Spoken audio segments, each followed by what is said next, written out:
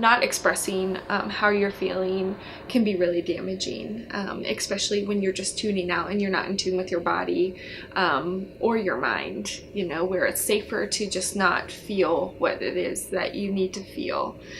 So there's that, just not even tuning in at all. And not expressing how you're feeling. And of course, you know, acting out, you know, you're really angry and you're acting on it. I always say to my clients, especially when I worked with intensive in-home in that world, saying like, it's okay to feel however you're feeling, but you know, it's not okay to punch your sister or to go steal that car or whatever the behavior might be. So substances are another way that people will use to cope with how they're feeling and meeting their own needs. And that's hard because it works, you know, at least in the short term.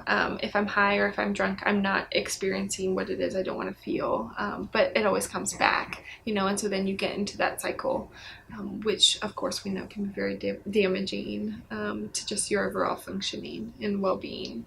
So there's lots of different ways that people can act out.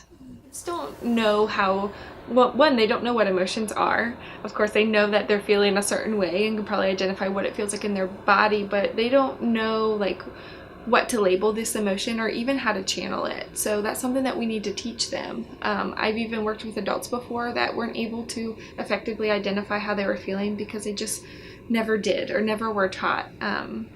So we just want to make sure, especially with the little ones or however old a child or teen is that we're helping them identify how they're feeling. So if you see a little one crying, you know, you could say something like, I see you crying, you look sad, are you sad?